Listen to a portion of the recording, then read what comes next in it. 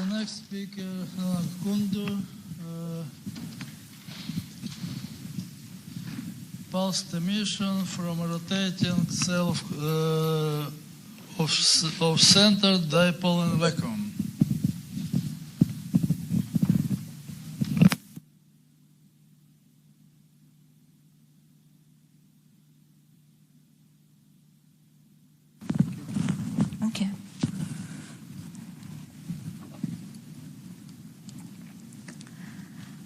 Hello everyone, I'm Anu. I'm a second year PhD student at Strasbourg Observatory and I'm working with Jerome.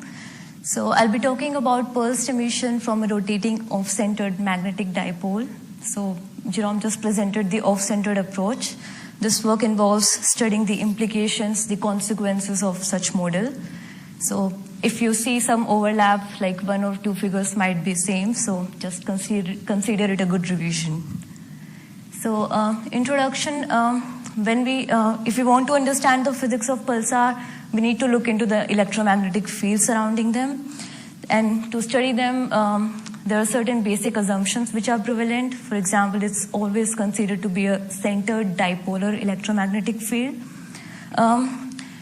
which is fine. It's simple and convenient, and it does help to an extent, but when it comes to these objects which deal with such unconventional understanding of matter, we need to look from some unconventional perspective. So keeping that in mind, there have been some studies which consider the multipolar components in mind and show how it could change the features drastically, and also the general picture which was just presented to you, in which the magnetic dipole moment has been shifted away from the geometrical center of the star. Why are we doing this? Because when it comes to the observation of pulsars, the light curves, polarization features, none of them fits perfectly with our present models. So it's a sure thing that this needs some sort of revision. All our current models, they are not working very well. And this sort of behavior is not completely unrealistic. It has been observed for stars and even for planets like Jupiter. And some recent works have applied the idea, like some papers I reference here. And they have shown that this could be one of the reliable candidates to explain some observations and some other behavior of these objects. So what we have is the exact analytical solutions for this offset magnetic dipole, and the solutions are in form of an infinite series. I'll be considering up to first order, that is up to quadrupolar term. And I'll study the consequences of this field topology up to first order correction on the radiation properties. So here is a brief outline. I'll start with the off-centered geometry and then discuss the results on the polar cap and the emission, talking a bit about the methods which I used, and then I'll just end with summary. So the geometry, the figure which you just saw, just for a small revision, the parameters, I'll just focus on the parameters which I'll be using. So we have, this is a section of the star, let's consider the radius to be r, and this is the geometrical center, which is marked by O, and our magnetic moment is shifted by a scalar distance d, and the center of this frame is O dash. So the magnetic moment, the orientation of this magnetic moment, which is shown in blue vector, is defined by two angles, alpha and beta, which is the polar angle with respect to the z-axis and the azimuthal angle in corresponding order. So, and in considering those in terms of alpha and beta, we can define the magnetic moment like this. And its location is defined by this vector, d vector shown over here in terms of d and delta. Delta is the angle of orientation between the centered and the off-centered frame, shown over here. Also, our magnetic moment stays inside the star, of course. So, this is the condition, which is we introduce a parameter epsilon, the ratio of shift to the radius of the star, and it stays less than 1 to ensure that it's inside the star. Now I'll be dealing with alpha, beta, and delta, and I'll be shuffling them to change the orientations and study different orientations for my properties I'll be showing you in a minute. For all my calculations, I'm using a 2 millisecond period pulsar. The equations allow us to go a bit higher, like 20 milliseconds or even 0.2 seconds. But that increases the resolution and finally the simulation time. So we take 2 millisecond pulsar. And for the off-centered calculations, we are taking epsilon 0.2. We wanted to introduce a shift which is large, but not too large, because then it deviates from the analytical off-centered geometry, which introduces an error of epsilon square. So these two conditions are sort of a balance between time factor and the error considerations. So we were showing you directly the polar caps results. I'll talk about what they are and why are we doing all this. So here is a schematic representation. This is a pulsar and the rotation axis, the closed field lines defining the magnetosphere. And this is a hypothetical region which encloses our magnetosphere, and we call it light cylinder. All field lines beyond this cylinder are open. And polar caps are defined to be the field lines. If we trace all these last closed field lines to the surface of the pulsar and we plot the locus, what we get is the polar caps. That's how we define them. So polar caps, the locus of the feet of these last closed field lines which are touching the light cylinder. And why are we studying this? Because the idea is central to the pulsed emission. For example, here are different models I'm showing. So for radio emission, we are considering the polar cap model shown in yellow color over here. So we start from surface and we go up to several heights and consider the emission only from the field lines which are within the polar cap, so confined within it. And for the high energy emission, there are a couple of models like outer gap shown in cyan color over here, which extends from neutral zone and goes up to the boundary of the light cylinder. The one which I'll be using is slot gap, which starts from surface and goes up to the boundary, shown in magenta color over here. So these are the models I'll be considering. And to calculate the polar caps, I make a full turn of phi from 0 to 360 degrees. And for each for resolution of 1 degree for each 1 degree phi step, I calculate the theta, the polar angle for the polar cap, and which gives me these plots. So on x-axis, I have phi for the full turn, which is normalized to 1, and y-axis theta going from 0 to 180 degrees. So I show it for several orientations, shuffling alpha, beta, and delta. And the centered case is in red, the off-centered in blue with epsilon 0.2. And these small crosses you see, they were calculated by finding the intersection of the magnetic dipole moment with the surface of the pulsar. So they show the location of poles. So we see that there are differences between the two geometries. So first thing to be noticed is the size. Like for this case, if you see the blue one, the off-centered polar cap is larger in size for this pole, and for here it's smaller. Similarly, in this geometry, for example, smaller, larger. Now the size of the polar cap somehow relates to the pulse width, right? So when we are looking at different sizes, and if we are looking at something which gives us different pulse widths for one cap, and smaller for one and larger for one. So we hope that this could be explained by this sort of differences in size. So that's about size. We also observe some shifts in phi. For example, in these two cases at the bottom, like here, if you compute the difference in phi between in the centered case, the red one, it will give you 180 degrees difference in phi. But for the off-centered one, it's greater because the shift is in opposite direction. Now this is difference in phi, and I can talk about phase delay, but I don't think it's appropriate because this is purely a geometrical thing. So to talk about phase delays which could be related to this sort of shift, I'll switch to emissions.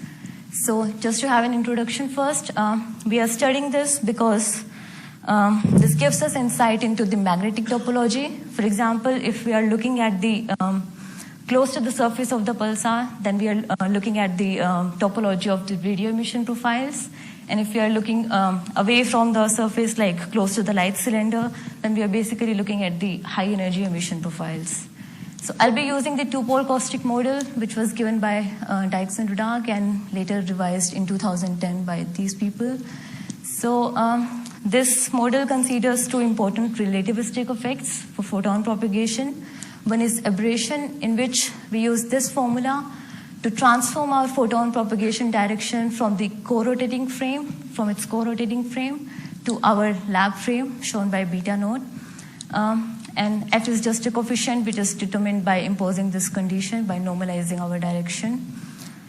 This equation gives us two solutions, one for the particle which is moving towards the pulsar and one which is emitted outside. So we'll be considering the particle which is emitted outwards because that is what's responsible for emission. And the second effect is the time travel delays because of the finite speed of light, photons they have sort of a time delay in their propagation. So we add this term, which is the dot product of the position vector and the photon direction to our phase to account for this photon travel delays. And so these are the main two effects in the model. Now, to calculate the emission, what we do is we consider a grid in our magnetosphere, completely filled by it. And at every point of the grid, we know the value of theta and phi. I place a photon there, and I impose this model, and then I track the path of the photon, and we see, and then we count the number of photons after this model has been implemented. So this gives me a 3D plot, where on x-axis I'll have phase phi for all the phi from 0 to 360 degrees, and on y-axis I'll have line of sight zeta. And the color represents the photon intensity, with white being no photon at all, and the higher one means the maximum photon count. They all have been normalized to 1. So I show it only for the off-centered case, with again epsilon 0.2. So we see that there are these caustics in all of them, which is expected from this two-pole caustic model. Also, this is a similar behavior as seen in the centered case. But there was something which was a bit strange, that we saw this behavior which was not expected, like there are sort of two peaks in the orthogonal cases, like this one and this one. So we did a sort of an analysis, and I plotted the emission only from one pole, emerging only from one pole for this particular case of 90, 90, 90. So I calculated emission from this pole, which is on the right, and we saw that the emission is somehow extending to the region of the second pole. So this is because of our boundary conditions. I'm considering a distance which is 95% times the radius of the light cylinder. So it's very close to it. If I decrease my boundary conditions to say 80 or 85%, this behavior disappears. So this was just to show how the boundary conditions significantly change our emission plots. So this is about high energy. Now for the radio emission, just made a small study of how it behaves at different heights. So everything is same, the x and y axis and the color thing. So we start from the surface of the pulsar and we go up to a height of 5 times that of the radius. And we divide this region in 4 sections. Like starting from surface, going up to a height of twice the times the radius, and then from 2R to 3R, and so on. And we see that the radio emission is increasing, which is expected because our emission goes like this. So we'll expect a greater circumference at higher heights. So this was just a study for how the radio emission looks at different heights. And so for my calculations, which I show here, I have considered the height to be 5 times that of the radius of the pulsar. So again, the same things. For this is for the radio emission and for the off-centered case. Now we see that sort of complementing behavior, like where we expect our polar caps, the radio emission is at its maximum, while it was opposite for the high energy, like there was no emission at all, which is based on our model, so not a great result, I would say. Something to be observed is these sort of discontinuities and these lines over here. We believe it's because of the grid we are considering, which we define by theta and phi. So it's close to the poles, we have the higher density of magnetic field lines, and close to the equator, it's sparse because of how we define our grid.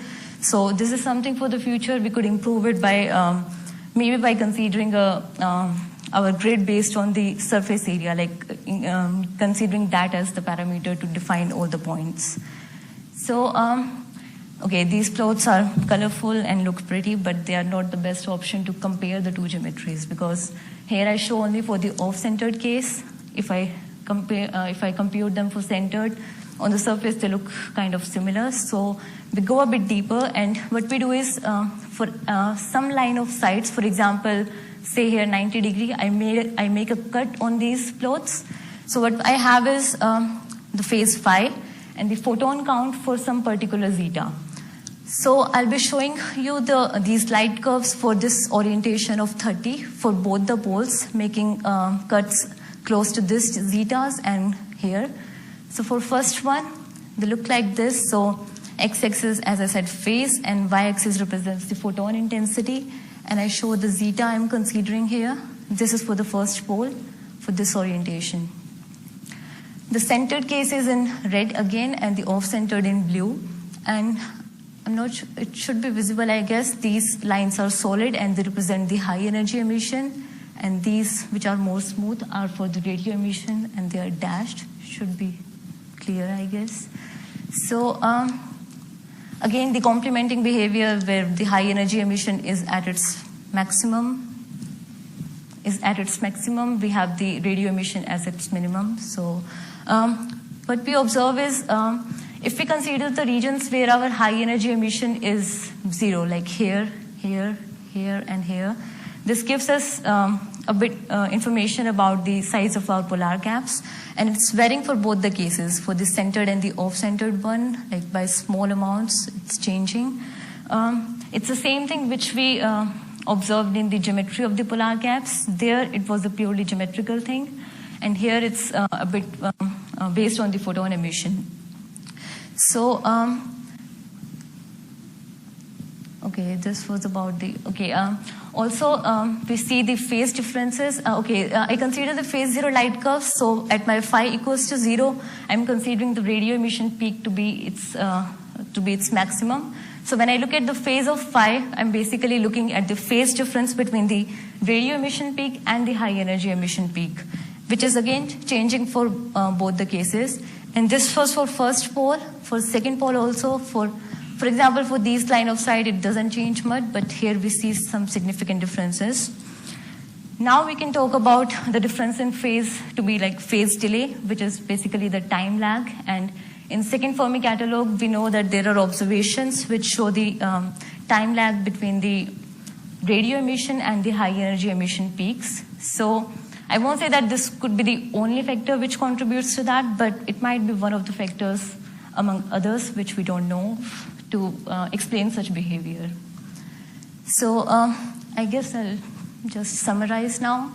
So we introduced this off-centered topology and look at its consequences on polar caps and light curves. We talk about the size of the polar caps and see how it could justify the pulse widths.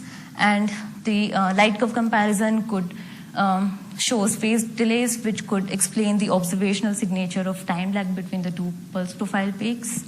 I'm working on the broadband spectrum for pulsar radiation, dividing all these emission plots on basis of frequencies. And if I'm not mistaken, we already have the equation for force free, so this whole work will be extended to this more realistic atmosphere, and we expect to make a better comparison with detailed features. So for those who were listening, thank you for your attention.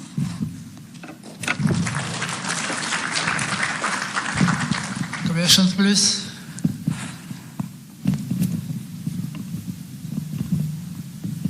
Yeah, so throughout the talk you were assuming an epsilon of 0.2, which, if I understood correctly, was 20% of the stellar radius. Yes. So is it, can you motivate whether that's a reasonable value or whether that's on the extreme side? I mean, are there other constraints that could indicate what you might expect the offset to actually be? You mean the value which I could consider? Yeah, the value. So are there reasons to believe that maybe the offset could be as large as 20% of the stellar radius? Because that's quite a large offset, it seems to me. Yeah, I mean, we wanted to keep it as large as possible, and if we go beyond that, then because, as I said, the error scale is epsilon square, it gets too large. So this was kind of a reasonable approximation, like not too small and not too large to introduce more errors. So it's something sort of a balance to have as large shift as possible as based on our equations. Okay, yeah, because I'm trying to get a feel if observationally it'll be possible to probe those kinds of offsets, because Jérôme was talking about looking at single pulse polarization Yeah. profiles, and there's not too many pulsars where you can do that very accurately, especially since you only see a small fraction of the rotational window. So if the offset is only like a few percent or something like that, it might be very difficult to probe observation. Yeah, I guess because if we go closer to the center, like our shift is small, then it will we will see less differences. So yeah, that's true. I mean, closer to the center, less shift, then less differences between the two approaches because it approaches center. So. Okay, thank you.